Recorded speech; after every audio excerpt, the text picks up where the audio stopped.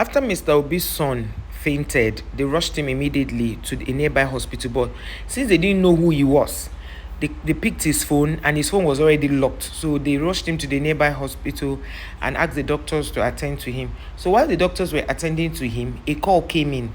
And the call that came in was from a woman. So they picked the call and began to tell her all that had happened. So she was wondering that she doesn't understand that she's so person, that she's Mrs. Obi. So the people were like, "Ma, we don't know you, but the person lying here is the owner of the phone." So she was like, "The person lying where?" They began to explain again, because at first when they were explaining, she didn't understand what they were saying, because the last time she remembered, her son said he was traveling. Now the next thing she asked was, "Is he alone?" They said yes. "What about his wife?" They say, "We didn't see him with anybody. He just came alone to this place and he was asking of somebody." So they now mentioned the lady's name, her real name, before she died. They mentioned her name. The woman said she doesn't know anybody bearing that name. So they asked for the address, and quickly Mr. and Mrs. Obi decided to send people to that community to go find out what the situation was. And because at the time she called, it was already evening, they arranged for them to leave the next morning very early. And when they got there, they got to the junction and called his number again, and they picked it, because of course they don't know the people, and it's only through the guy's number they will be able to know who was calling. And that was how they picked the call. And they told them that they were people from Mr. and Mrs. Obi. And that when they got into the hospital, they saw that the guy was still unconscious, because the way he fell, he hit his head.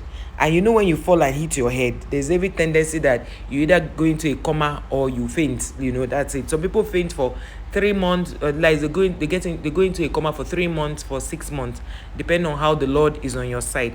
So when they waited, they asked some people to go back so that they can tell Mr. and Mrs. Obi. Of course, they have, like I said, they are from a very wealthy home, and they didn't even know that their son went back on that kind of trip. They didn't even know what was going on. So one of the guards went back, one of the messengers went back to Mr. and Mrs. Obi, and had to update them on what is going on in their son's life. They were like, "Hope is okay." They said yes, that when they got there, they met him. He was unconscious, but he had been taken care of, and the doctors are on top of their game. So the parents decided that the next day they were coming to visit the village. So they drove down with their driver, their security detail, and everybody got to the location. When they got there, they went into the hospital. And when they got into the hospital, they discovered that they didn't allow them see the guy. So everybody was beginning to panic. Is he okay? What happened to him? Now, while the lady traveled, there were some people in the house who were taking care of these twins. So Mr. and Mrs. Obi, before they left, they already told them that they may be away for a couple of days, even though they didn't give them heads up as to what has happened. So Mr. and Mrs. Obi went there. They didn't allow them see the son. So they were wondering, they thought the guy had died too. They told them no, to calm down, that since they just came back on a journey, they want them to relax. They gave them water to drink and told them that they should not even panic, that everything is fine, that the guy is going to come back, like he's going to be revived. So they were there towards evening. They didn't still see anything. So the next morning, they now asked them to change into their hospital wear. They changed their shoe that they were wearing. They now entered into that private ward where he was kept, and they saw that he was still on oxygen. But when the mother came in, she held his hand, and he could feel his hand, the mother's hand, and then immediately the mother touched him and he felt the mother's hand. He began to move his hand a bit, and as he moved his hand for a bit, they walked out of the place. Then the next thing, he sneezed, because there was a doctor and a nurse on guard while they were monitoring him, being that they don't know him in that community. So because of his phone, they were able to trace where he was. So they now had to keep people there to watch him. So the hospital had come with this bill to say, this is how much the bill they have been able to, all the things they've been able to do on him. This is the bill. The father said, bill is not the problem. Like, the bill is not the problem. What's going on with his son? They're like, no, he'll be fine, that he's breathing, he's on oxygen, that he'll be fine. So while they were saying it, the nurse who was manning the center where he was kept, and the doctors, because the doctor was trying to control, to check the heart rate, So the nurse had to run down to say he has sneezed. And immediately he sneezed, his parents saw that it was a good sign, and then they asked his parents to come in. So the only thing he could hear was he was hearing their voices, and he was moving his hands, but he couldn't really talk normal. So they stayed in the hospital for like a week. They revived him, and then while he was in the hospital, the parents asked him what really happened. He couldn't really say it, because at that point he was not able to, he thought it was actually a dream, because when they told him that thing and he fainted, they showed him her grave. Every other thing that happened, of course, he didn't know. It was the people that he was speaking to, who rushed him to the nearby hospital, that were able to tell what happened, why he fainted. So the father now said, no, this is not the time for them to begin to ask him too many questions. He needs to rest and all.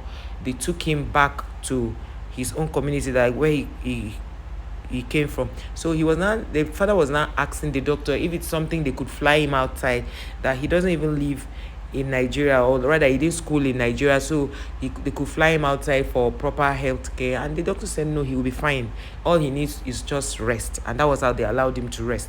So it took them a couple of days. They gave him a little ball, because they were thinking maybe he would have had a stroke, because he couldn't move his left hand and his left hand to the left leg. So they gave him a little ball, and he was massaging the ball every 10 seconds. He will massage the ball. Every 10 seconds he will massage the ball.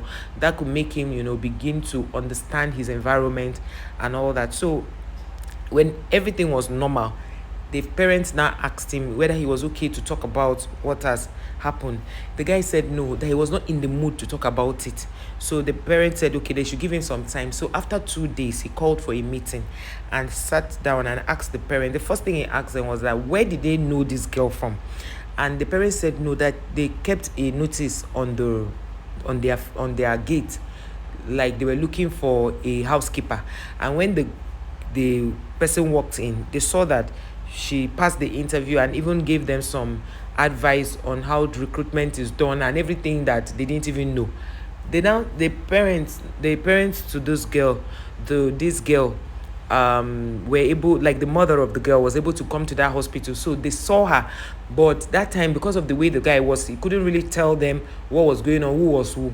So the boy now asked them again, who was her guarantor? Like, with somebody who's coming to work for you, she should be able to have a guarantor.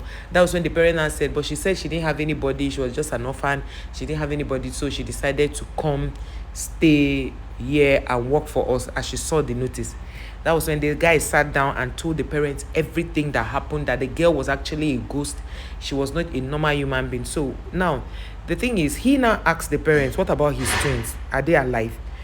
They said yes, they are alive. So they decided that, okay, what are they going to do? They need to look for somebody to take care of this child, like somebody that will be on standby taking care of the child. And that was how the lady, she now felt that she could come into one of the people they are trying to recruit as a spirit to come act, so that she'll be able to take care of the children in the body of another person. Because most times you see all these ghosts, that's what they do. It's not like they actually exist, but they enter into different people's bodies to come act like normal human beings. That's what they do. It's not like, even though I used to say in all my videos that we will one day, when we go to heaven, we'll ask God how ghosts exist, because nobody will ever understand the mystery behind this. And she was trying as much as possible. Every time the girl slept, the one they had just gotten to man the children, like to mind them, to take care of them, she comes in the dream. She came in so many ways, telling the girl that those are her children, until they did some other things. They said there were some things they needed to do traditionally to appease the gods, so that this whole thing will stop. Some were saying no, prayers will sort out everything. And then they invited a man of God who came, did the prayer, he delivered everybody. But these children were real. They were real children. So the guy became so worried, because he is wondering, how is he going to tell these children that their mother was a ghost or is a ghost? How will he tell the children when they grow? So that was how they prayed for them. The guy now decided that no marriage, is going to only get people, nannies, to take care of these children. And that was how the nannies came. They took care of the children. Everything was fine. They grew up well. They had announced in the community that nobody should, stigmatize the children. They shouldn't say anything to the children, that nobody should, shame them, that they were just, a product of circumstance. And that was how the village people accepted